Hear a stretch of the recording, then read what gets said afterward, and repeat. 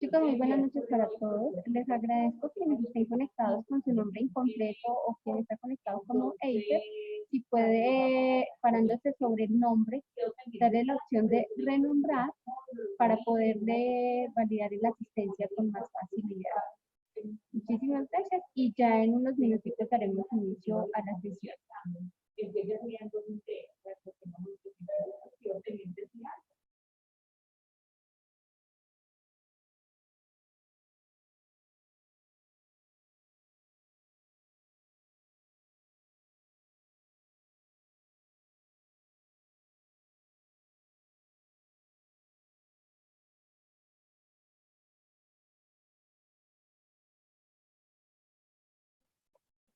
Chicos, ahí me escuchan bien.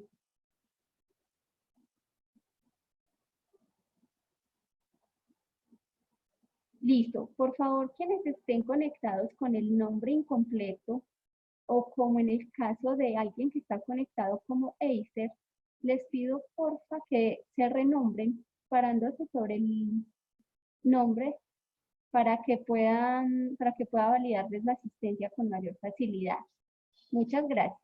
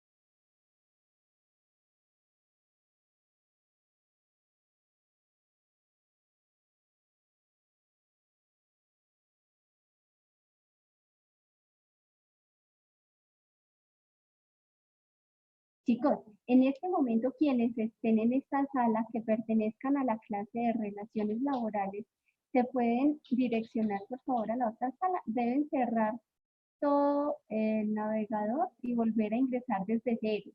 Ingresan a través de la sala del módulo para que ya les direccione a la sala donde el profe Luis Ernesto está esperándolos para dar inicio a la clase.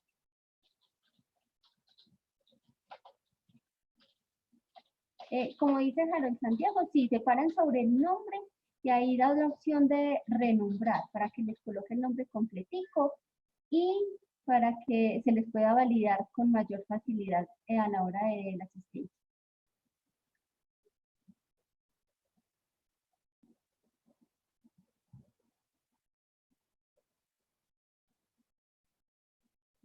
Listo. Los estudiantes del grupo de análisis financiero se quedan en esta clase con el profe Villamizar, con quienes ya vamos a dar inicio, y los de la clase de relaciones laborales deben cerrar y volver a ingresar desde cero a través del módulo para que los direccione a la clase con el profe Luis Ernesto.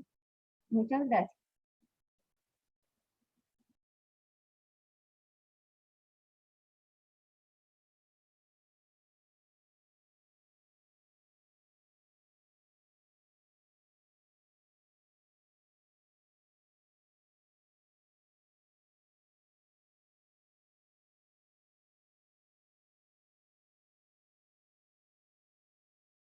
Hola, buenas noches a todos. Bueno, vamos a iniciar un poco más tarde de lo pronosticado. Posiblemente, bueno, vamos a mirar cómo ajustamos el tiempo para recuperar el tiempo perdido, pero no habrá problema. Bueno, vamos con... Quedamos en análisis cualitativo, pero antes de iniciar quiero dar una mirada a lo que pasó hoy en los mercados. Esto fue el índice Dow Jones. Cuando hablamos del índice Dow Jones, hablamos de las 30 principales empresas en Estados Unidos. También está el Standard Poor's 500. Así que el mundo está pasando por una época dura. Creo que ya vieron el dólar por encima de 4.000. Y en cuanto a la bolsa de valores, tuvimos también marcados descensos con Avianca cotizando por debajo de su valor mínimo histórico. Entonces vamos a mirar, bolsa, BBC en línea con descensos muy fuertes hoy, Avianca cayendo 21, Grupo Argos 17, Cemex, Tatam Holding, muchas empresas en rojo, solo Éxito estuvo en verde, pero pues con muy poco volumen. Y la gente se asusta, claro, los negocios pueden frenarse y imaginen ustedes una compañía sin ingresos por un tiempo, pero igual tiene que seguir pagando nómina, pagando intereses, eso implica entonces pérdidas importantes. Y va a ser clave para esta época, según cómo evolucione la situación, ¿qué compañías son las que van a aguantar? De hecho, los inversionistas deberían centrarse en las compañías que tienen un mejor perfil de endeudamiento y pueden aguantar situaciones más complicadas. Mm, ok, y hoy tengo voz de piloto. Ok, bueno, digamos que estoy estrenando hace como un mes brackets y los estoy usando por dentro y me limita un poco la S, por eso van a escuchar mi voz un poco extraña. Am, bueno, entonces es importante estas caídas porque nuestra clase nos va a servir para identificar cuál de todas van a ser las más interesantes para comprar. Así que parte de lo que vamos a hacer las próximas clases es enfocarnos en este tipo de compañías, conocer algunas y mirar cuál de ellas son las que van a repuntar más fuerte o cuáles incluso pueden llegar a tener mayores pérdidas si la situación del coronavirus y todo lo que está sucediendo hoy en día pues, se complica aún más. La economía colombiana va a sentir un poco el golpe hoy y yo creo que van a ser unos meses difíciles para la economía, sobre todo sectores como espectáculos o incluso restaurantes podrían verse afectados. Vamos a ver qué sucede, pero también hay compañías que van a tener un plus y de hecho muchas de ellas, y estamos hablando de Zoom, en el sistema donde ustedes están en modo por el cual estamos tomando clase, son de las compañías que están teniendo muchos más usuarios, más demanda, porque ya vimos, ustedes pues nacimos como con clase virtual, pero muchas universidades de clase presencial han decidido adoptar también clases virtuales para reponer, para no perder el tiempo y lograr avanzar en clases, porque no sabemos exactamente cuánto tiempo va a durar este, este famoso coronavirus que ya ha cobrado varias víctimas. Entonces, esas compañías están ofreciendo incluso acceso a los servicios Pro de manera gratuita, un muy buen apoyo para, digamos, que el mundo continúe funcionando, pero sí vamos a sentir algunos movimientos fuertes en términos de finanzas. De hecho, Avianca, que tiene acciones preferenciales, iba a pagar un dividendo preferencial de 50 pesos por acción y ante la situación decidió básicamente suspender el pago de este dividendo preferencial para conservar caja y aguantar la turbulencia. Ya no sé si han estado al tanto de lo que ha sucedido con Avianca, pero Avianca tuvo que negociar con sus acreedores y mirar cómo conseguir más deuda para seguir funcionando después de la grave situación. Y eso lo podemos ver en la acción. Entonces vamos a traer aquí la acción de Avianca Holding. Y esa ha sido la caída de todo lo que ha sucedido del coronavirus, pero si vemos toda la historia de Avianca Holding, que aquí está desactualizada, ¿cierto? Aquí aparece 1215, es una página internacional, ya mañana aparecerán los 950. Su desempeño no ha sido muy bueno y tiene que ver con las finanzas. Así que hoy haremos un breve repaso de cualitativo y pasaremos ya a los estados financieros que nos dirán, bueno, después de toda esta turbulencia, ¿cuáles son las compañías en las cuales deberíamos invertir? Y de hecho, lo que no les he contado y viene para la semana 2, la actividad de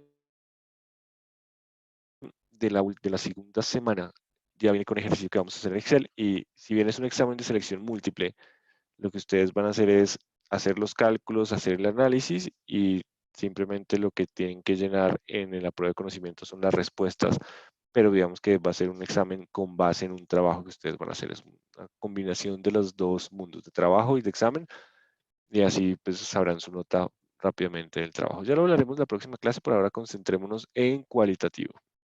Veníamos hablando de los ciclos de las industrias, ¿cierto? Negocios que eran embrionarios, que hasta ahora están despegando con precios muy altos, poca demanda, y colocábamos uno que otro ejemplo como la realidad virtual hoy en día. Después hay negocios que están en crecimiento, como lo han sido los celulares, que hace unos años pues eran muy pocos los que tenían celular cuando hablábamos del 2000, pero hoy en día hay más celulares que personas.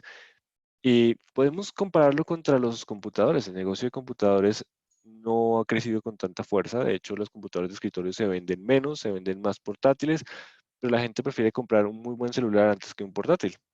De hecho, pues en la oficina van a estar trabajando todo el tiempo y después se sientan en su tableta o en su celular a leer noticias, ver videos y a ponerse al día con todo. Así que el negocio de celulares ha estado en crecimiento. Mientras que, y de hecho ya podría estar llegando a reorganización porque el sector está empezando a tener mucha competencia. Empieza entonces a aparecer Samsung, Apple, llegó la competencia de Huawei, Xiaomi, muy buenos celulares a mejores precios. Y claro, ya el negocio va a crecer más lento, ya todos tenemos celulares, lo que pasa es que se van reponiendo y cambiando según los nuevos modelos que van saliendo.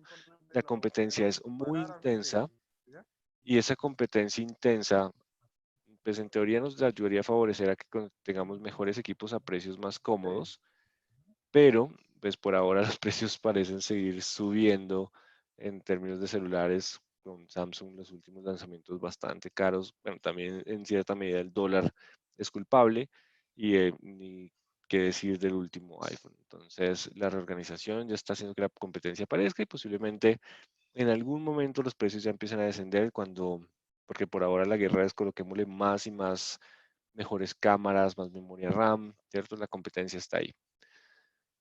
Aquí están celulares, computadores ya llegó a una madurez donde el crecimiento es mucho más lento, ya se consolidó la industria.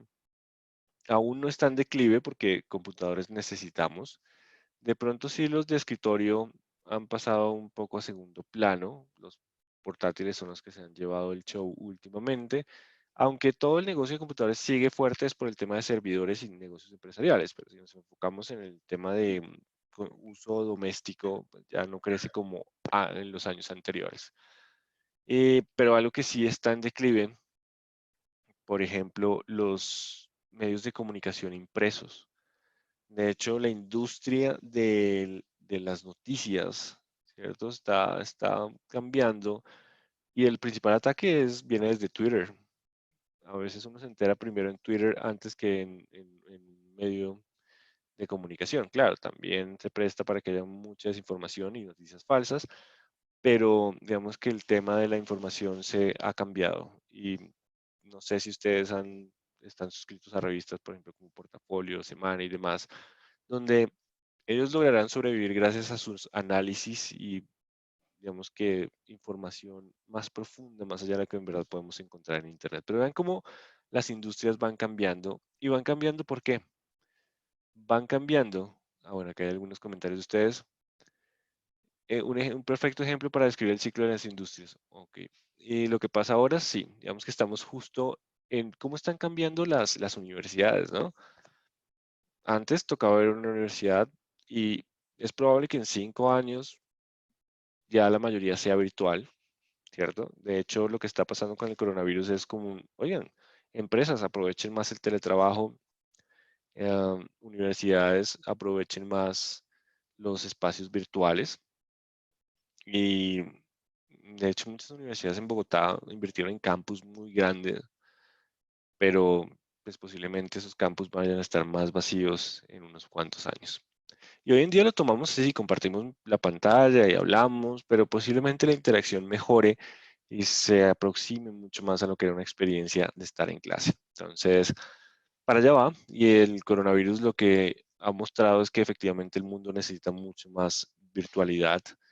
¿A quiénes impacta? Aerolíneas, porque las empresas, yo trabajo en Johnson Johnson y a veces vienen personas del exterior y se cancelaron muchos viajes. Todas las reuniones se hacen, por lo general, hacemos muchas reuniones por Skype, solo cuando hay temas relevantes vienen personas a Colombia, pero pues ya incluso esos viajes se dijeron, no, vamos y usemos toda la tecnología de conectividad que tenemos, así que no hay viajes por ahora. Y el teletrabajo. mm, Por lo general tenemos 2 días a la semana de teletrabajo, pero pues ante la situación podemos pasar toda la semana sin afectar la operación. Claro, hay eh, las fábricas y demás si no se pueden virtual, pero pues, lentamente el mundo está viendo que la virtualidad es el negocio que estaría ahora en qué? En crecimiento, todo lo que tiene que ver con estos espacios como Zoom, mientras que en declive están que los espacios físicos. ¿Invertirían ustedes en oficina? Bueno, de pronto en Bionario está en Colombia todo el tema virtual, pero afuera ya el teletrabajo es algo común, así que sigue en crecimiento. Y en declive están las oficinas. Entonces, espacios de oficina puede ser que ya no, la demanda sea mucho más baja. De hecho, en Colombia, durante toda esta desaceleración del mercado inmobiliario, todo lo que eran oficinas se golpeó con fuerza, ¿cierto? Y acá Juan Camilo nos da una idea interesante y es clases en holograma, ¿cierto? En algún momento podrá pasar. Creo que lo que se buscará es replicar un poco la experiencia de clase. Entonces, vamos a tener cambios interesantes en el mundo y sí, estamos pasando por un punto de inflexión. Acá nos comentan que Twitter siempre se ve algo muy formal y es más estable en la línea de tiempo. Entonces, bueno, que Twitter, claro que a veces Twitter es como la red social de la ira, lo que uno ve es pura pelea y pelea el uno con el otro. Es curioso lo que pasa en esa red social, pero también se encuentra información importante. Bueno, entonces, resumiendo este punto con lo que está pasando, necesitamos para identificar también en cuál de las etapas estamos, algunos factores que nos pueden influenciar. Es- lo que ustedes ven dentro de la parte interna no son las famosas 5 fuerzas de Porter. Entonces, las fuerzas de los proveedores, que lo que Porter decía era, oigan, no tengas un único proveedor, sino tenga varios, porque si tiene un único proveedor y este proveedor le sube a usted los precios, pues usted no tiene cómo decirle, "Hey, no puedo pagarle, no le voy a pagar, voy a cambiar, ¿cierto? Sino que necesariamente tendremos que pagar a ese único proveedor. Lo mismo pasa si tenemos un único cliente. Si tenemos un único cliente y este se nos va, pues la empresa puede estar en riesgo. Así que básicamente hay que diversificar la base de clientes. Eso es clave, pero me quiero concentrar más en estos puntos externos. Influencias que pueden afectar positiva o negativamente un negocio.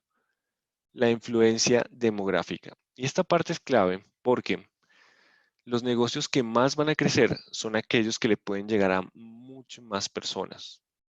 Y ahí es donde está también el tema del boom de Internet. ¿Por qué?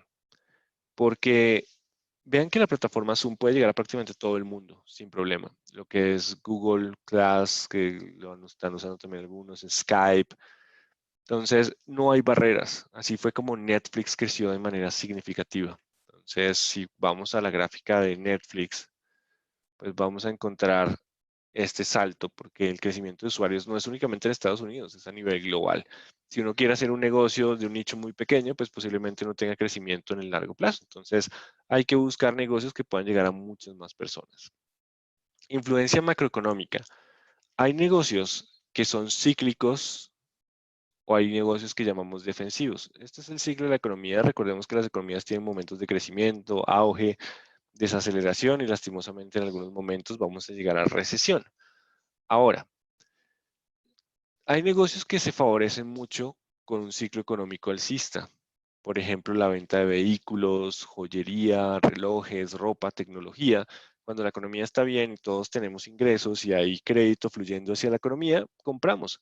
Así que esos negocios los llamamos cíclicos. Son los que se benefician del incremento, pero cuando hay riesgo de una desaceleración económica, pues van a tener una menor demanda y se van a ver golpeados. Si llegáramos a tener una recesión global consecuencia del coronavirus, pues todo lo que son ventas de vehículos, viajes, joyería, se impactarían de manera negativa. Así que los inversionistas tienen una segunda opción y es lo que nos está contando Harold. ¿Por qué no ser de primera necesidad? ¿Qué pasa si nos vamos con la primera necesidad? Salud, aseo personal, alimentos, o sea, todo lo que están comprando las personas ahorita en medio de este susto, los llamamos sectores defensivos. Es consumo de primera necesidad o consumo básico. Ese consumo básico no se va a ver tan golpeado durante épocas de desaceleración. Aquí Manuel nos cuenta sobre el gel antibacterial. Claro, en este caso él va a tener un impulso extra porque todo el mundo va a estar demandando mucho gel por el susto de contagio, ¿cierto? Entonces, digamos que eso es más una especulación temporal, el salto que van a tener. Pero, pues digamos que solemos invertir en este tipo de sectores, salud, consumo básico, cuando estamos en épocas de desaceleración. Los llamamos sectores defensivos porque protegen el portafolio. Se van a golpear menos e incluso podrían salir bien librados de esos escenarios. Entonces deben conocer cómo es la compañía en términos de exposición al ciclo económico. El negocio que ustedes están analizando está expuesto o no al entorno macroeconómico. También viene la influencia gubernamental. El gobierno puede hacer que un negocio crezca o un negocio se deteriore. ¿Qué negocios pueden llegar a crecer? Por ejemplo, aquellos que les dan subsidios, como pasó con Tesla en Estados Unidos, que tenían subsidios a los vehículos eléctricos. Cuando se crean, por ejemplo, acá beneficios tributarios para ciertos sectores o que pueden llegar sin aranceles a otros países. Así que el gobierno, en medio de sus negociaciones o temas de impuestos, puede llegar a generar negocios o también perjudicar otros. Me explico. Un ejemplo claro era aquí en Bogotá que las camionetas de Platón, doble cabina, no tenían pico y placa. Así que hubo una buena demanda de camionetas de Platón porque pues no había que comprar dos carros, sino simplemente se compraba una y como era doble cabina, pues cabían más personas. De un momento a otro cambian las reglas de juego y dicen, no, las camionetas doble cabina ya no van a tener la exención de pico y placa, tienen pico y placa, y la demanda de esas camionetas disminuyó considerablemente e incluso pues quienes tenían ese tipo de camionetas vieron cómo perdían mucho más valor que otros vehículos. Entonces el gobierno puede hacer que un negocio crezca o que desaparezca. Aquí Andrés nos cuenta sobre subsidios a la vivienda. Sí, en el caso de vivienda BIS, si ustedes revisan las cifras, van a ver que la vivienda BIS ha crecido mucho más que la no BIS. ¿Por qué? Por los subsidios. Entonces, esos incentivos, tal cual como lo comenta Alejandro, el consumidor va por ese lado y se deja llevar por esos subsidios. Acá Alejandro nos dice la tecnología va a elevar ventas. Sí, todo lo que es telecomunicaciones. A mí me causa curiosidad porque la gente vendía TVs y pues TV toca seguir, ¿no? Pues, imagine un desconector. Yo creo que las empresas preferirían recortar personal antes que cortar internet. Ya un negocio que no está en internet, pues es un negocio que no estaría, que perdería ese potencial que está en ese medio. Cristina nos cuenta que es todo lo que gira de acuerdo al comportamiento de la sociedad a nivel nacional y mundial. Tendencias, sí. Y la palabra tendencia es clave porque hay negocios que están de moda y les va a ir mucho mejor que otros. De hecho, con esa tendencia nos vamos a ir a la influencia social. Ese comentario nos lleva a qué es lo que quiere la sociedad. ¿Te acuerdan? Hace unos años McDonald's eran hamburguesas. Ahora uno va a McDonald's y va a encontrar almuerzo casero colombiano, wraps y un menú hasta saludable. Entonces, la sociedad manda la parada y las empresas tienen que adaptarse a lo que quiere la sociedad. Hoy en día los gimnasios pesan mucho más porque todo el mundo quiere ser fit. Ya hay muchos restaurantes que si no tienen una opción vegetariana o vegana, pues pierden clientes porque siempre que uno va a un amigo o una amiga vegetariana y dice, bueno, pero es que aquí no hay nada para mí, pues toca buscar otro restaurante. Entonces, la sociedad también hace que los negocios tiendan a cambiar. Aquí, bueno, acá hay un ejemplo de Manuela sobre el tema de influencia gubernamental, que es, no se pueden asistir a eventos de más de 100, 500 o 1000 personas, digamos que esa restricción, imaginen el golpe que van a sentir todas las personas de eventos. Muchos tendrán que aplazarlo, preferiblemente antes que cancelarlo. Entonces, bueno, acá hay un poquito de debate, pero sí, yo escuché 500 esta tarde. Entonces, la influencia social es clave también. Aquí hablan de la certificación kosher que hace que los productos sean más caros y a algunas personas pues les gusta comprar ese tipo de productos. Y por último tenemos la influencia tecnológica, cómo la tecnología puede cambiar un negocio. Vean cómo Blockbuster se quebró, cómo las clases están cambiando y las universidades colombianas ya no solo tienen competencia antes tenían competencia las de Bogotá, las universidades que están en Bogotá, pero ahora las universidades de Bogotá tienen competencia, por ejemplo, de Manizales, con clases virtuales. ¿Quiénes de ustedes son de Bogotá, porfa? ¿Alguien de Bogotá? Que sí me he topado con varios alumnos de Bogotá. Entonces, vean, las universidades de Bogotá ya están teniendo competencia de otras regiones del país y también de nivel internacional.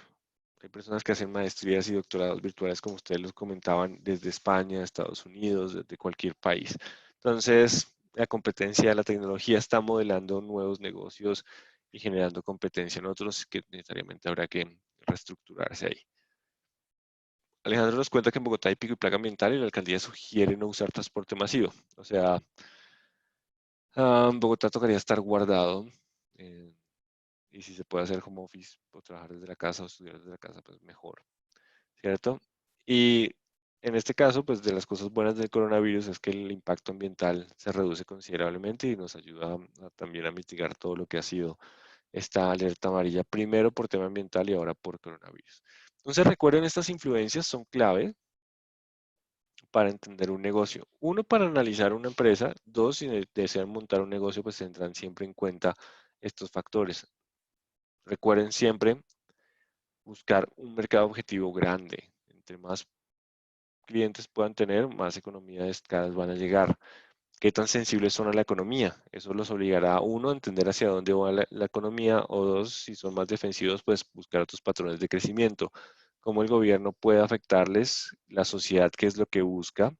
Recuerden que hoy en día, yo no sé por qué hasta ahora se habla de hoy en día que los negocios se enfocan en el consumidor, pues era lo más lógico, pero antes simplemente la gente lanzaba productos y miraban a ver quién se los compraba. Como la competencia ahora es tan fuerte, pues todo el mundo está moldeando su negocio para llegarle mucho mejor al consumidor. O sea, todas las decisiones son basadas en el consumidor.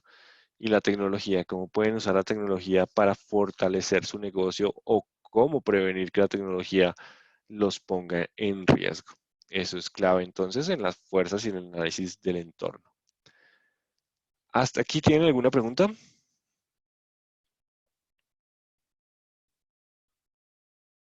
¿Una pregunta, duda? ¿No? ¿Todo en orden? Ok. Bueno, esto que vimos era la parte subjetiva. Resulta que por lo general cuando uno quiere buscar dónde invertir, y me gusta mucho verlo desde esta forma, y si bien uso el triangulito en varias clases, es porque funciona muy bien. Y es que cuando ustedes quieren invertir deben ver cómo está la economía, hacia dónde va la economía, cómo está en su ciclo económico. Según cómo está la economía, pues uno determina cuáles son los sectores que mejor se van a desempeñar.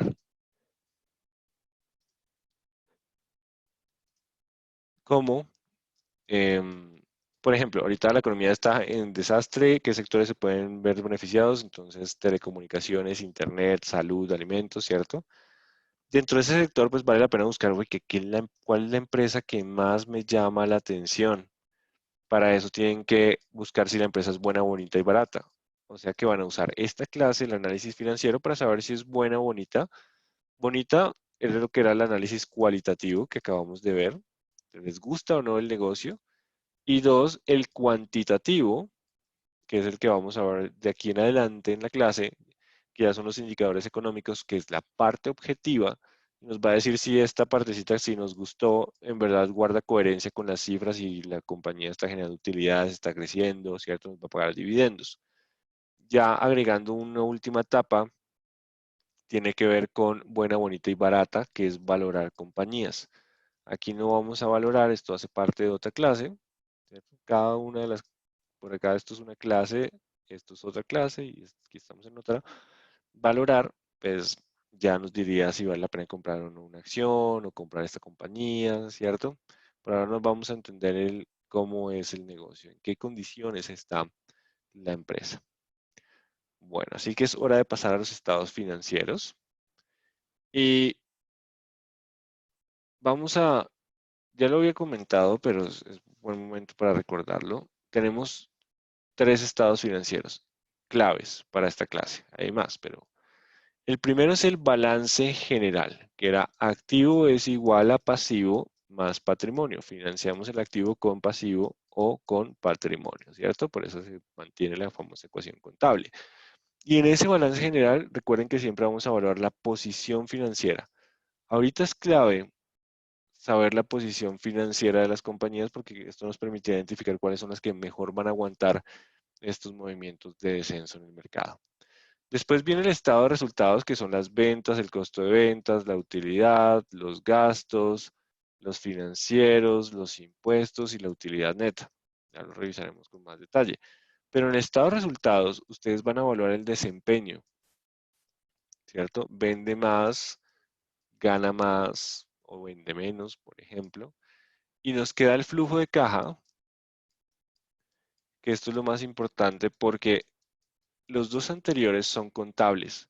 Significa que hay ajustes de contabilidad y no se refleja exactamente cómo se está moviendo el efectivo. Yo puedo decir, listo, acabo de vender 1.000 millones de pesos, pero me los pagan en 6 meses. Yo pongo los 1.000 millones de pesos aquí, pero la platica cuándo va a entrar en 6 meses. Así que el flujo de caja nos va a mostrar la calidad de las utilidades. Eso es importante. Cuando me refiero a la calidad de las utilidades, es que si efectivamente las utilidades reportadas en el estado de resultados son, son caja, son en realidad utilidades o no simplemente son utilidades contables. Por eso es importante el flujo de caja y en esos tres nos vamos a concentrar. Bueno, ¿hasta aquí hay alguna pregunta?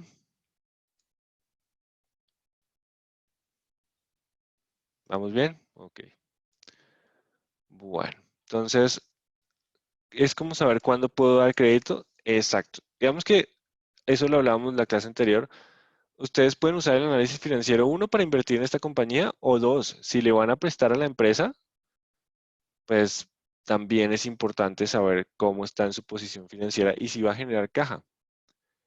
Acá les pongo, aprovechando la pregunta de Manuela, ustedes viene un tipo a pedirles prestado plata. Ustedes saben que el tipo tiene un patrimonio de 1.000 millones, pero sus negocios ahorita no están dando plata. Ustedes le pueden prestar, dicen, oigan, el tipo les pide 300 millones de pesos. Dicen, bueno, le presto, pero déjeme algo en garantía, porque usted ahorita no es solvente, no es líquido, ¿se acuerdan? No tiene cómo pagarme, aunque es solvente, tiene con qué respaldar el crédito. Aunque los bancos prefieren, porque su trabajo, el trabajo de los bancos no es quedarse con las garantías y venderlas. Por ejemplo, cuando uno no paga el hipotecario, que pueda perder uno la casa, qué susto, ¿cierto? Pero ese no es el negocio del banco. El negocio del banco es prestar plata y ganar intereses.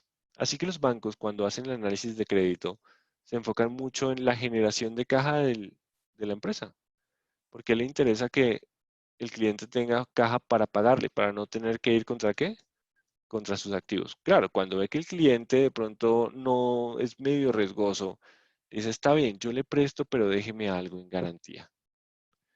Pero el banco en primera instancia prefiere este flujo. Entonces, si llega una persona con muchos activos, pero cero de flujo, probablemente le dicen, no, le niego el crédito. Y uno dice, pero ¿por qué si yo tengo activos? El banco no quiere ponerse en la tarea de tener que rematar y todo el tema legal de esos impagos.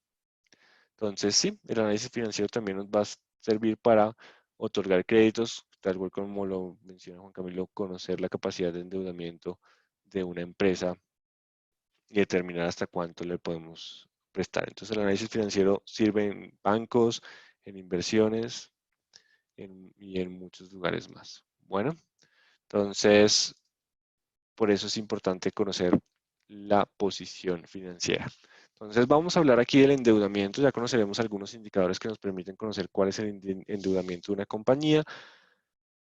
También su posición de liquidez, nos vamos a concentrar en la rentabilidad, es clave. También conocer un poco la rentabilidad de la empresa. Recuerden, hoy vamos a hablar teoría. En la próxima semana les recomiendo tener Excel a la mano porque vamos a hacer muchos más cálculos. Ahorita hablaremos teoría, pondré unos ejemplos, pero nos iremos la próxima semana a hacer cálculos. Entonces, en esa posición financiera también es clave la rentabilidad. ¿Por qué? Y su tasa de crecimiento. ¿Qué es eso de la rentabilidad y la tasa de crecimiento? Vamos un segundo, traemos Excel aquí al paredón. Y yo tengo el patrimonio de una empresa, ¿cierto? Dentro de las cuentas de patrimonio, y vamos ya acercándonos a los balances, vamos a buscar una compañía, vamos a buscar Cementos Argos. Entonces vamos a Cementos Argos y bueno, está tomando algo de tiempo. Vamos a descargar los estados financieros de esta compañía. Cementos Argos va a ser uno de las empresas que vamos a usar de ejercicio. Ya les contaré por qué. Entonces, bueno, todas las compañías que ustedes ven que cotiza en la Bolsa de Valores de Colombia, todas las que están en bolsa, tienen una parte que dice inversionistas, tal cual como lo vimos con Ecopetrol. En esa sección de inversionistas, por aquí vamos a ver, van a encontrar noticias, información de las acciones y sobre todo la información financiera. Aquí están los resultados financieros. Y aquí está el cuarto trimestre, el reporte de presentación, está el flujo de caja. Entonces vamos a mirar el reporte. Y en ese reporte, al final acá nos explican todo qué pasó, porque es clave leerlo para entender el porqué de las cifras. Aquí está el estado de resultados que ya analizaremos más adelante, pero viene la utilidad neta. Y la utilidad neta va a pasar al patrimonio. Entonces aquí no salió como quería, pero el patrimonio aquí no está desagregado, pero va a encontrar el capital de los accionistas, el superávit y la utilidad. Eso quiere decir que el patrimonio crece únicamente por utilidades. Entonces, patrimonio y utilidad neta. Vamos a imaginar este negocio, 2020, 2021. Vamos a correr esto hacia la derecha.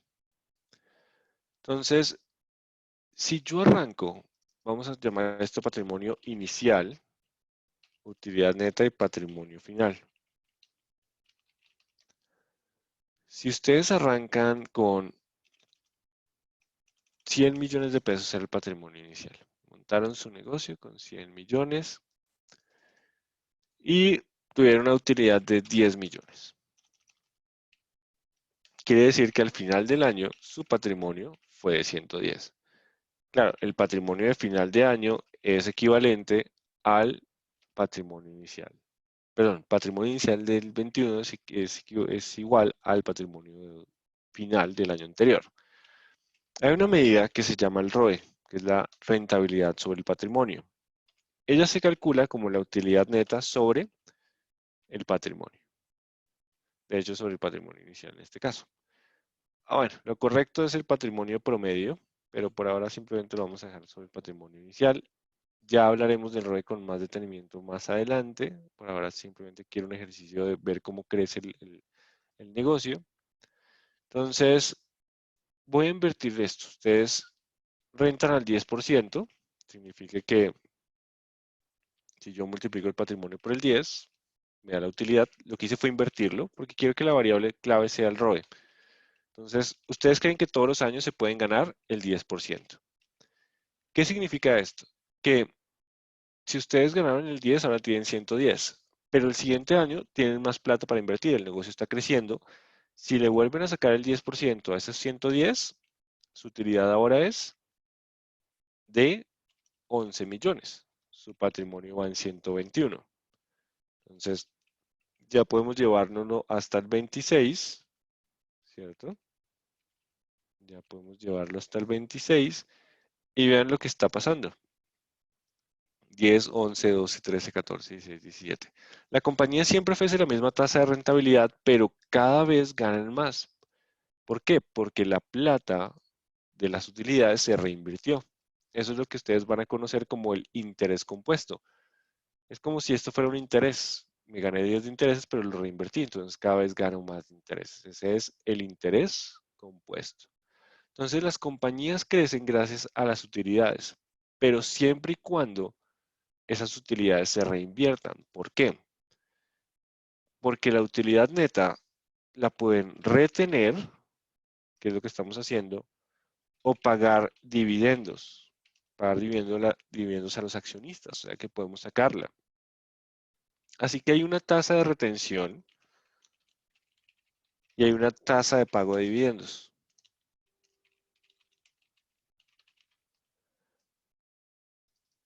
Si la tasa de retención es 50%, pues la tasa de pago de dividendos es 1 menos la tasa de retención. O sea, tengo un 100%, ¿qué hago? ¿Cuánto retengo? ¿Cuánto pago? Si yo no lo retengo y pago todo en dividendos, 100%. Si retengo todo, quedan cero, ¿cierto? Es como en este instante, todo lo estamos reteniendo. Pero ¿qué pasa?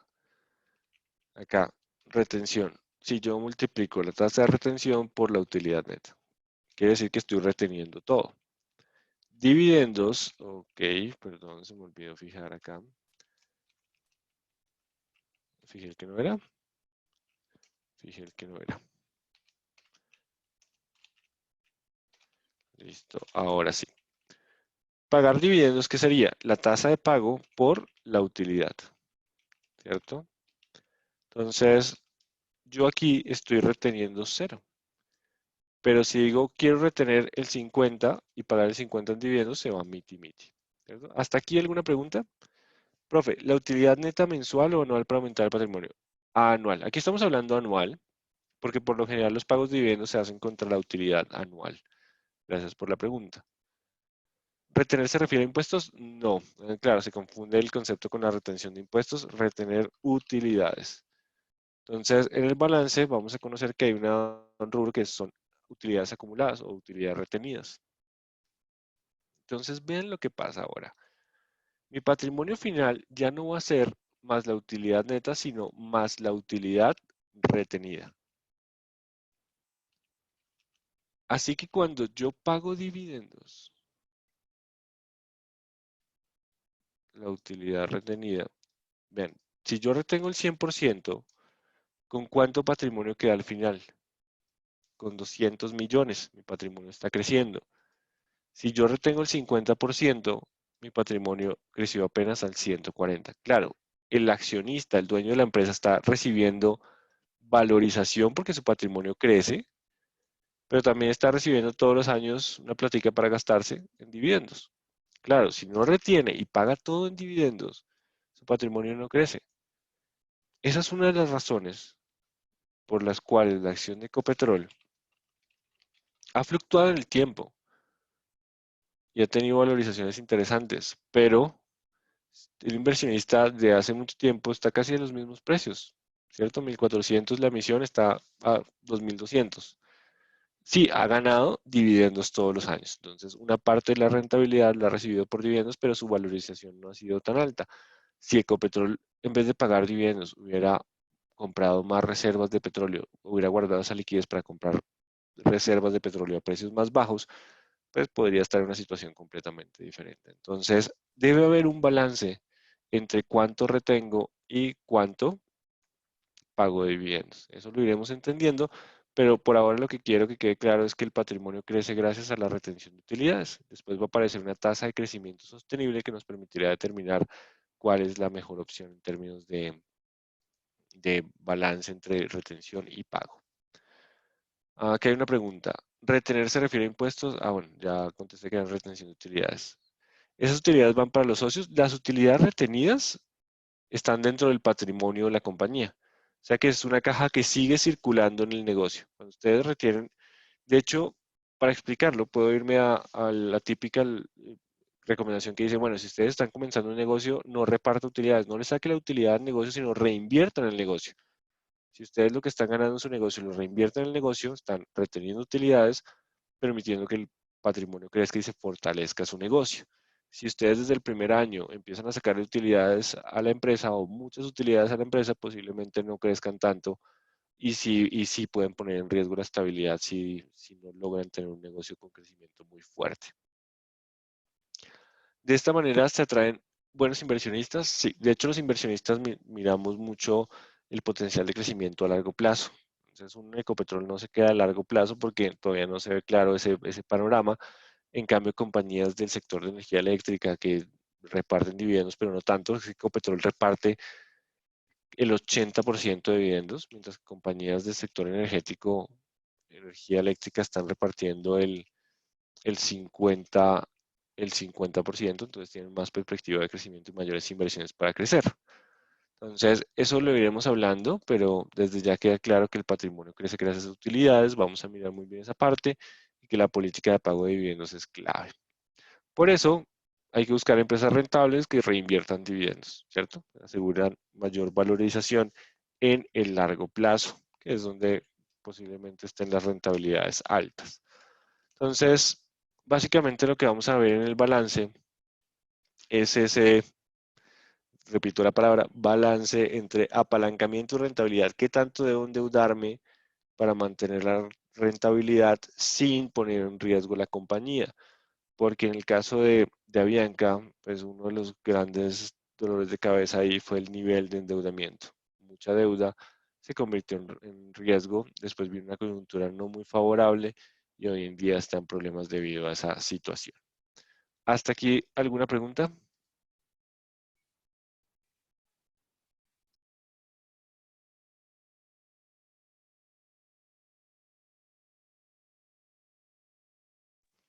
Acá hay una pregunta de John que dice lo de Ecopetrol.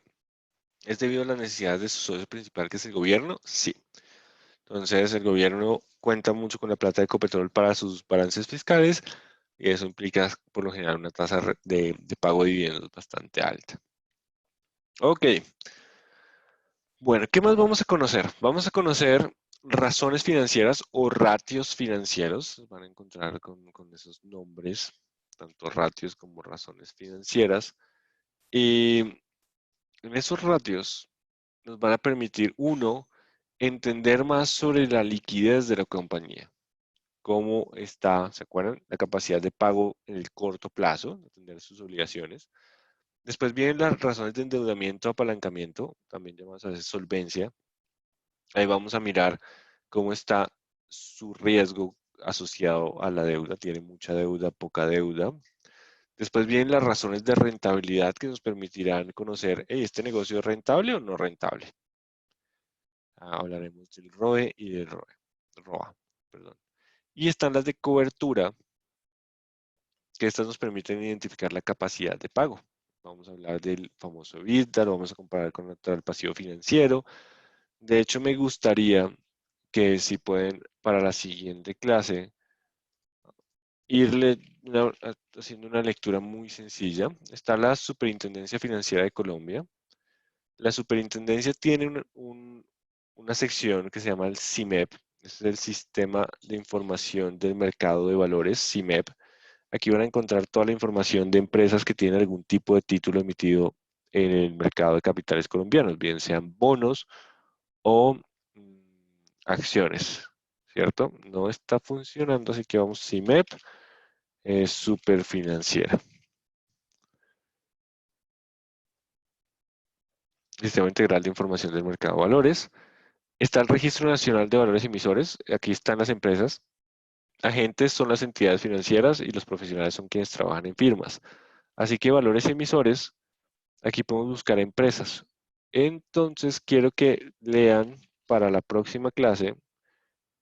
Voy a enviarles este link. el informe, voy a buscar acá, bueno, Semargos no sale nada, Cementos. Acá vamos a buscar Cementos Argos. Y aquí aparecen calificaciones. No todas las empresas tienen calificaciones. Hay calificadoras de riesgo como Fitch, Standard Poor's, ¿cierto? Que ellas dan apreciaciones de cómo ven el riesgo de crédito de algunos emisores. Por lo general son aquellos que tienen bonos en el mercado de capitales. Entonces, aquí, esto fue el 9 de diciembre de 2019. Veamos a ver qué dice. De hecho, leámoslo de una vez. Estas calificadoras nos dan una apreciación con base en lo que están haciendo las compañías. Entonces, es porque tiene emitidos bonos. Los bonos que son una obligación de crédito no con bancos, sino con inversionistas. Entonces, los inversionistas compran los bonos y Semargos recibe ese capital para sus inversiones con la promesa de pagar intereses conocidos como cupones y después devolver el capital.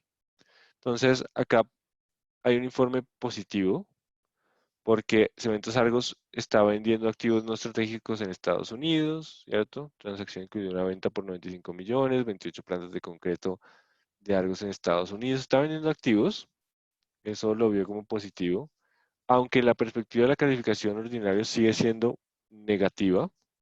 ¿Por qué? Porque refleja el apalancamiento aún elevado. Deuda bruta, EBITDA más dividendos, tanto, ¿cierto? Entonces, hay una perspectiva negativa de su capacidad de crédito, o sea que en algún momento podría realizarse algún o darse algún incumplimiento si la situación no mejora. Aquí está todo el documento completo en agosto. Entonces vamos a abrir ese documento que salió en agosto. Y aquí hay factores claves. Apalancamiento aún elevado, generación operativa bajo presión, flujo de caja libre. Esto es free flow. Un segundo. Flujo de fondos, es que está en español. Flujo de fondos libre positivo. Es clave, posición competitiva sólida. Entonces nos van dando apreciaciones y cuando ustedes lean esta calificación, pues muchos de estos puntos son con base en análisis financiero. Entonces también estas razones de liquidez y demás, por ejemplo, acá hay una que es clave, que aparece que dice el apalancamiento es 5 veces, resultó superior a 4 veces. ¿Qué es eso del apalancamiento? ¿De dónde sale? Lo vamos a conocer en esta clase y para eso son estas razones financieras. Entre ellas vamos a conocer razones que tienen que ver con el apalancamiento, activo total sobre patrimonio total, endeudamiento, cobertura. Vamos a mirar unas de liquidez, otras de rentabilidad como el ROE, la tasa de crecimiento sostenible, el dividendo. Después vamos a hacer una combinación entre el balance general y estado de resultados y nos vamos a ir a las rotaciones y el ciclo efectivo. Y después vamos con análisis de ventas, ingresos, márgenes, entre otros, hasta terminar en el flujo de caja. ¿Hasta aquí alguna pregunta?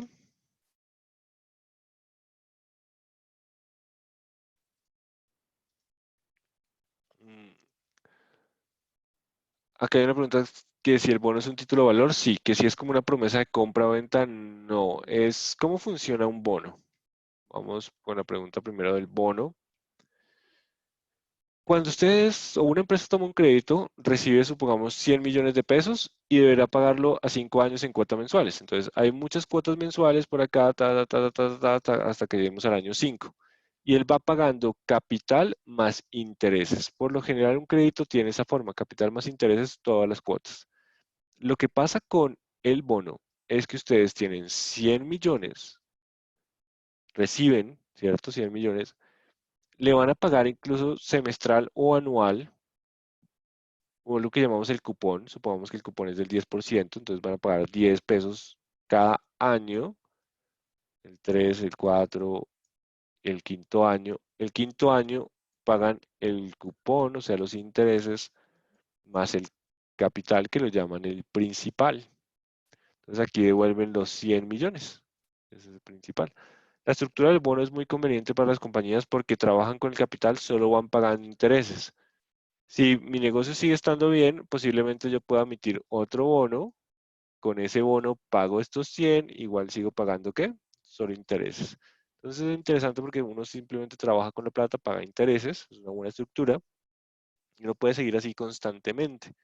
Claro, el problema es si uno empieza a llegar a esta época y las finanzas de la compañía no están bien, pues conseguir estos 100 va a ser más complicado, más o menos como le ha pasado a Bianca. Entonces ya saben la estructura de un bono, cómo funciona. Profe, ¿cómo haríamos un ejercicio real de invertir en bolsa o algo pequeño para entender el mercado? Lo que les puedo anticipar es que las próximas 3 semanas es para eso. Vamos a enfocar en analizar las compañías y vamos a analizar empresas que están en bolsa para entender cómo sus balances han evolucionado y las acciones se han movido con base en ese balance. Es una forma de ver la aplicación más rápida posible del análisis financiero. Eso lo vamos a hacer durante estas 3 semanas.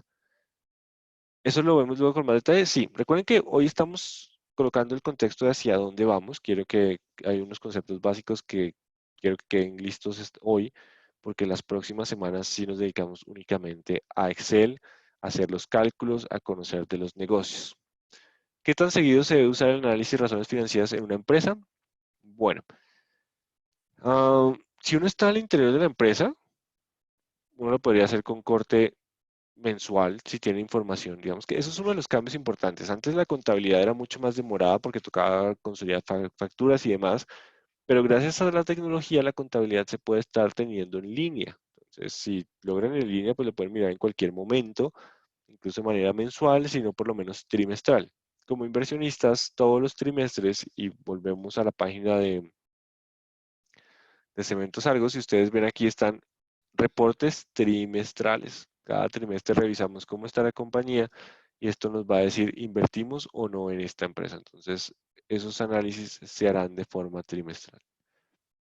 El interés del bono lo asigna la compañía. Este cupón lo asigna el mercado. Pues la compañía dice, pero en realidad tiene que tener en cuenta que el mercado. ¿Y con base en qué va a estar esta tasa de interés? Con base en el riesgo. Entonces, si yo tengo una empresa, estoy manejando una empresa y la empresa no está muy bien y necesito plata, posiblemente me toque ofrecer una tasa más alta de lo que podría tener una empresa que está en mejores condiciones y que su riesgo es más bajo.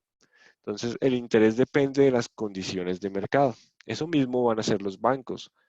El banco, por ejemplo, es muy probable que a Ecopetrol hace unos meses le prestaran una tasa más baja. Los bancos decían, no, le presto plata barato, al 6% o 7% porque es que usted está bien. Pero si Ecopetrol llega ahora, los bancos van a decir, pues, no sé, ya el 7 está muy bajito porque usted es más riesgosa, ¿cierto? El precio del petróleo a estos niveles no es rentable para usted, entonces, pues le presto una tasa más alta. ¿Por qué no me deja una garantía? Sí, eso podría pasar. Entonces, las tasas de interés tanto de los créditos como de los bonos dependen del riesgo. ¿Y el riesgo en dónde está? En el nivel de endeudamiento. ¿Y cómo evalúa uno el riesgo? Con análisis financiero y con las razones, con todo lo que vamos a conocer durante estas próximas sesiones. Comparativo, por ejemplo, las fiducuentas se pagan SG, no entendí, Cristina, qué quieres decir con SG, la bolsa. Si puedes, por favor, aclararme.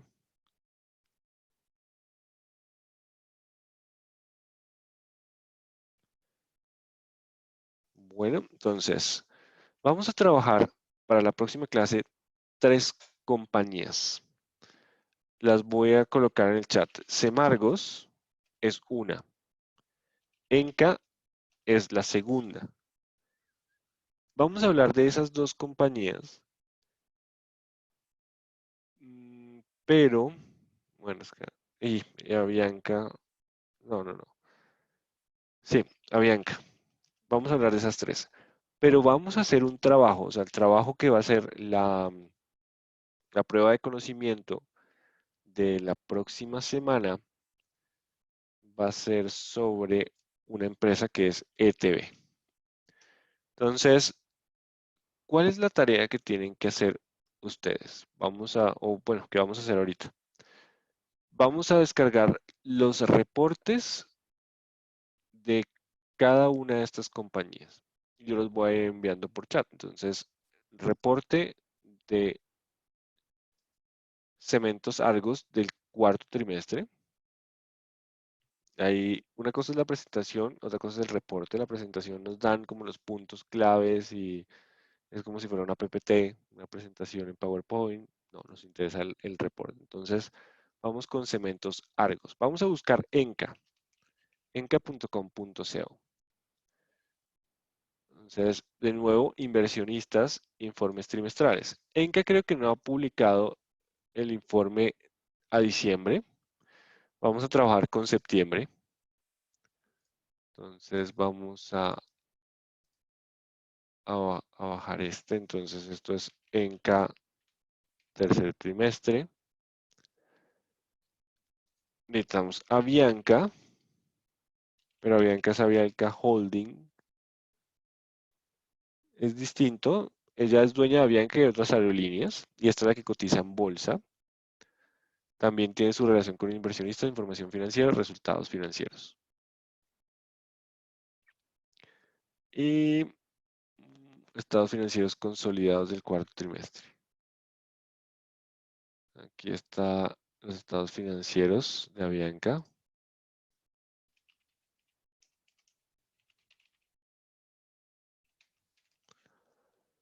Avianca. Y acá hay un reporte trimestral que lo vamos a analizar. Avianca lo vamos a tener como un ejemplo, pero no necesariamente vamos a hacer los cálculos sobre Avianca. Los cálculos los hacemos sobre Cementos Argos y sobre Enca. Así que les voy a enviar esos dos archivos. Un segundo, ya estoy buscando descargas. Entonces, había Enca. Porfa, descarguen el archivo. Esto es Semargos.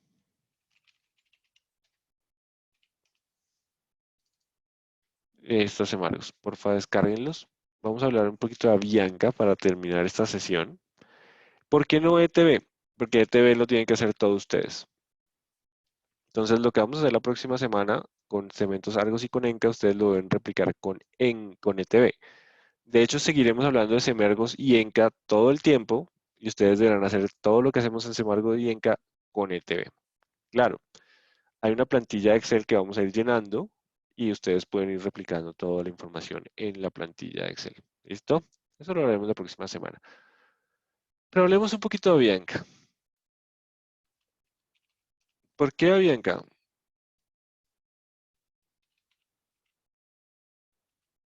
¿Por qué Bianca? Alguna vez que valía 5.000 pesos acción, hoy en día vale, ya saben que vale 950, esto no es actualizado, pero vale 950. ¿Qué sucedió detrás de todo esto? ¿Por qué llegó a esta situación? Entonces, quiero que vean los estados financieros de Avianca y por qué es tan importante lo que vamos a hacer la próxima semana. Activos. Esto es lo que tiene la compañía. Entonces, hay activos corrientes que son aquellos que se van a convertir en efectivo en menos de un año. O sea, la idea es que el efectivo, bueno, ya está en efectivo, las inversiones de corto plazo rendirán sus frutos en menos de un año, los deudores comerciales, la cartera es importante recuperarla antes de un año, los impuestos a favor se pagarán en menos de un año, ¿cierto? Todo esto es lo que tiene la compañía un año. En activos no corrientes está todo lo que no se va a convertir en efectivo en un año, sino que está posiblemente aquí, ¿para qué? Para la operación de la empresa. Entonces tenemos depósitos, activos intangibles, que esto es lo que es Life Miles y la marca Bianca. Y tenemos propiedad, planta de equipo, que acá están los aviones y demás, ¿cierto? Entonces ese es el activo corriente.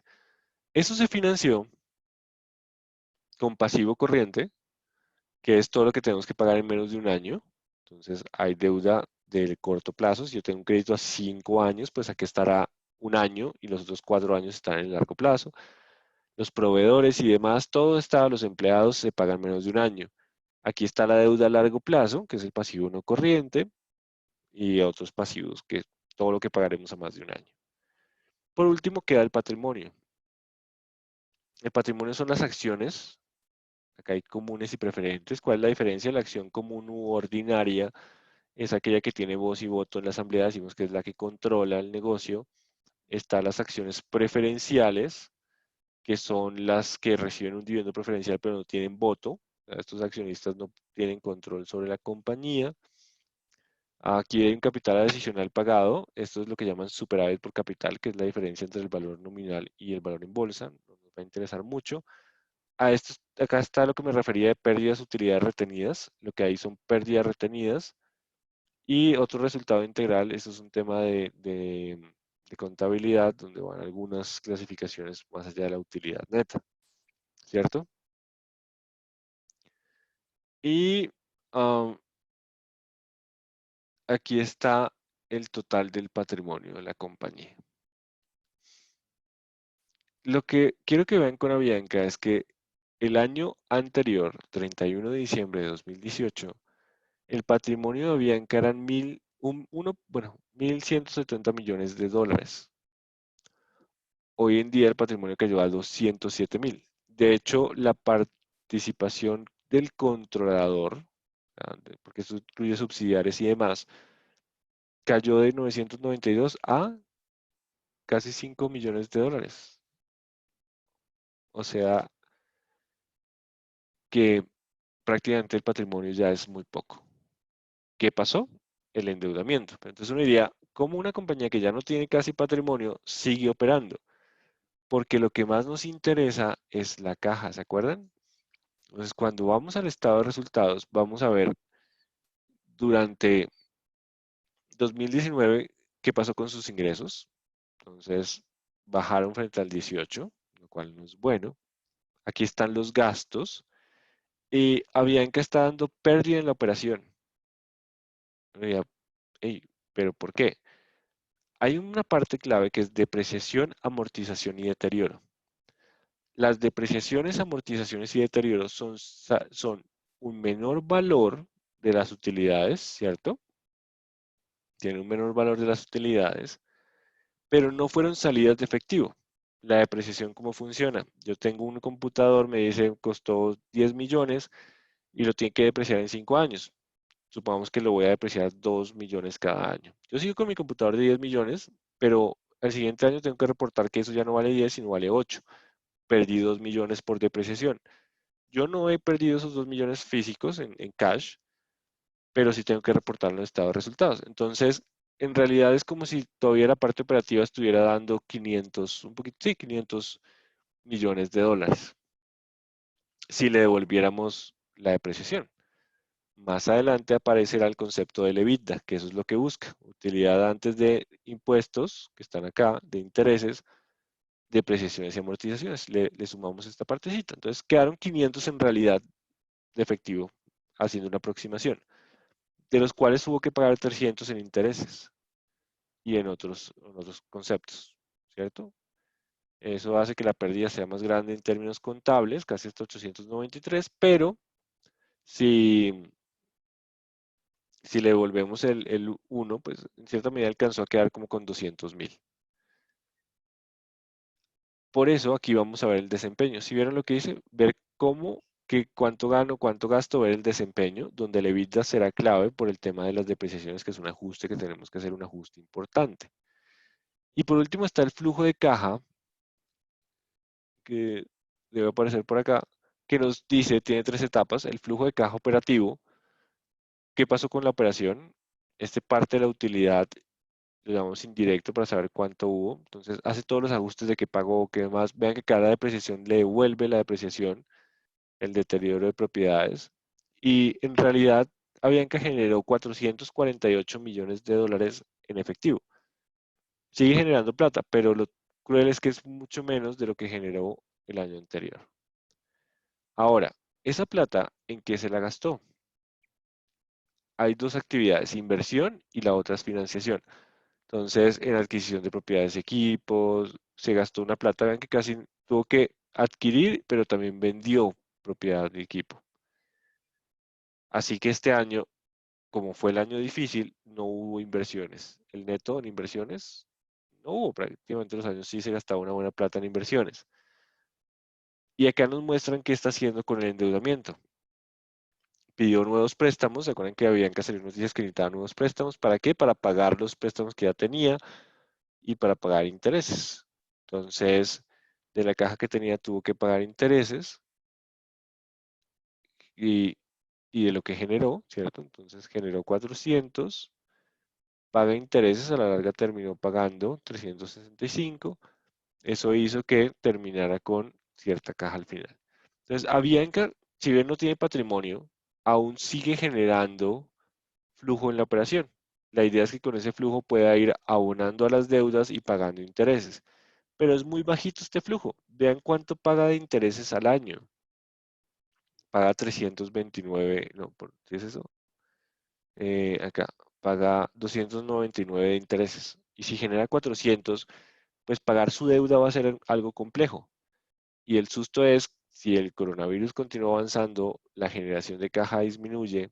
Si Avianca llega a un impago, recuerden que ahorita en la operación garantizó toda su deuda con los activos de la compañía. O sea que los accionistas podrían llegar a cero si Avianca llega a un incumplimiento. Entonces, Avianca estaba ahí difícil de levantarse. Acá Cristina nos pregunta que tiene cómo levantarse. Iba ahí raspando, pero el problema es que el coronavirus puede afectar la generación de caja, que ya vemos que es bien limitada. Está bien apretada la generación de caja de la compañía, estos 448 contra lo que tiene que pagar de intereses.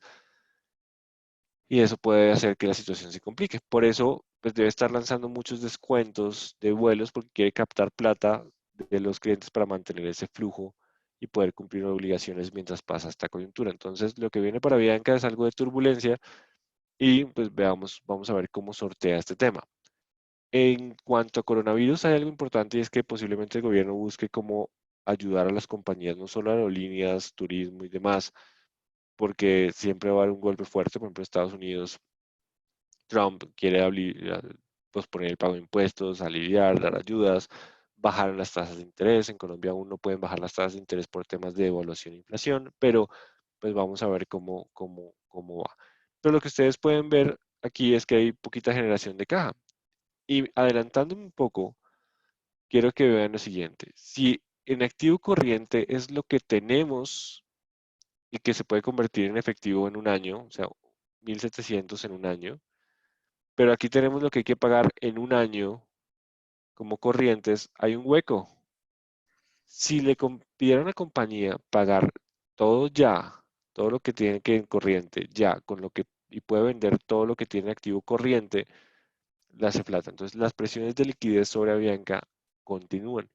Y ese deterioro del balance es lo que nos explica por qué esto no ha parado de caer, con algunos rebotes en medio del zigzag de la bolsa, que es normal, pero pues digamos que no hay mucho sustento para decir que Avianca va a devolver a 5.000 porque sus balances aún eh, están muy débiles y tiene, como lo cuenta Cristina, un hueco difícil de pagar en el corto plazo. Entonces, esa parte es clave para Bianca y para tener en cuenta el futuro. Si ven cómo el análisis financiero nos empieza a dar ciertas luces de para dónde van las compañías y si vale la pena comprar o no una empresa. Lo que vamos a hacer con Enca y con Cementos Argos es algo así. Vamos a tener dos empresas que contrastan en su desempeño financiero y lo que quiero es que de esos dos reportes que les envié vayan leyendo y conociendo un poco las empresas. Aquí hay una pregunta, Manuela. Entonces, ¿qué debe hacer la empresa cuando eso pasa? Hay algo que se llama la Ley 1116, la reorganización. Cuando una compañía se ve en esa situación puede decir, hey, me declaro en reorganización, antigua ley de quiebras. ¿Para qué?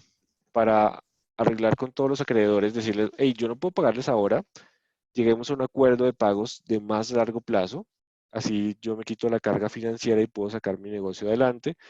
A los bancos no les gusta mucho que las compañías lleguen a esa reorganización porque se demoran mucho tiempo en recuperar sus recursos, pero es una medida, o sea, declararse en quiebra es una medida para poder ajustar cuando la compañía llegó a niveles de endeudamiento muy altos. Compañías que han entrado en quiebra, famosas Kodak entró en quiebra y si ustedes ven, pues no hay mucha información histórica de esta compañía porque se reorganizó y empezó a buscar ser una empresa ahora de edición de imágenes, pero pues parece ser que su negocio sigue sin darles frutos. Um, Aquí hay una pregunta de Cristian. Pienso que se rige a la ley de quiebras, ellos pierden plata. Sí, De hecho, Enca vamos a ver que estuvo en ley de quiebras y ya le faltan unos añitos para salir de esa ley de quiebra. Profe, y así con esa reestructuración no quedan bloqueados o reportados como en centrales de riesgo. Ah, espérame, que alguien activó el micrófono. A todos. No. Sí, de hecho en la superintendencia de sociedades, procesos de insolvencia, ustedes pueden consultar los procesos de insolvencia en la superintendencia de sociedades, quienes están en proceso de insolvencia y pueden descargarlo. De hecho, mi tesis de maestría es un indicador que permite predecir la probabilidad de quiebra con base en la información que está en la superintendencia financiera. Pero al declararse en quiebra, las acciones siguen bajando. Sí y no. Depende cómo ha sido el arreglo en la situación. Porque hay compañías que se declaran en quiebra y logran ajustar a unos buenos precios y no es tan grave. Pero por lo general la caída de las acciones es significativa cuando hay un proceso de reestructuración. El restaurante de este comediante, sí, ellos están en esa reestructuración, porque voy a decir, bueno, no les puedo pagar con mi generación de caja, ayúdenme. O sea, déjenme solo pagar intereses por un tiempo, a tasas más bajas, más flexible, a ver si logro salir de esta situación. Pero usted debe tener efectos secundarios porque si no serían unas medidas muy utilizadas. De hecho, bueno, acá vemos análisis financiero, pero de vez en cuando les voy a contar cómo son los torcidos e ilícitos a través de los balances. Por eso el caso de Enron es chévere que vean ese documental, el caso de Enron, porque van a ver muchas cosas que hicieron mal en términos de contabilidad. Pero existe el riesgo moral. Yo puedo montar una empresa, mi empresa va bien, endeudarla mucho, y recuerden que las empresas son sociedades anónimas, y se acuerdan las SAS también, Sociedad Anónima Simplificada. Eso significa que esas sociedades solo responden hasta el patrimonio de la compañía. O sea, y no el patrimonio de los socios. Yo puedo tener 1.000 millones de patrimonio, me armo mi compañía, no, 100 millones de patrimonio, armo mi compañía con 500 millones de patrimonio, la endeudo mucho, le digo al banco que voy a hacer muchos proyectos, voy a hacerla crecer, pido un crédito de 2.000 millones y resulta que yo me saco esos créditos de 2.000 millones, me saco 1.500 y me los llevo para mis arcas y después digo, hey, entro en ley de quiebras. Y casos se han visto y eso puede pasar. Por eso es muy importante el riesgo crediticio y el riesgo moral. Y yo estaría incumpliendo y cayendo en riesgo moral porque sabía muy bien que iba a incumplir, pero pues quería activar la plata para mis arcas y no pueden hacer nada porque la compañía responde hasta el capital accionario, no ante los socios. Cristina pregunta sobre el caso Enron. Busquen en YouTube el caso Enron, los hombres que quebraron América o algo así. Es de Estados Unidos, entonces ahí van a ver casos interesantes. Electricaribe, sí. Entonces, la ética es importante cuando se manejan recursos en empresas, porque hay muchas formas de desfalcar compañías y demás. Aquí iremos analizando cómo incluso advertir que algo puede estar pasando y si ustedes son accionistas, tienen acciones de esa empresa y ven algo malo, pues mejor salgamos y vendamos porque algo malo podría pasar. Pues para eso es eh, el análisis financiero, para que estas cifras nos digan, cuenten una historia de qué está pasando con la plata. Lo que vamos a hacer es entender estas cifras, cómo se mueve el dinero a través del balance, porque recuerden, activo igual a pasivo más patrimonio, así que todo lo que se mueve de un lado pasa para el otro. Eso es lo que vamos a hacer en estas clases. ¿Hasta aquí alguna pregunta?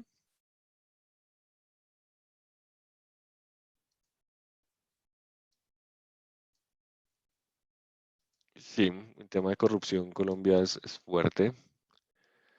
Bueno, si quieren, dejemos así por hoy. Nos vemos la próxima semana. Recomendación, vayan leyendo sobre cementos Argos, Enca y ETB. No les descargué ETB porque quiero que lo busquen ustedes y lo descarguen, que necesitamos esas tres empresas para la próxima semana. Bueno, entonces descansen y nos vemos la otra semana.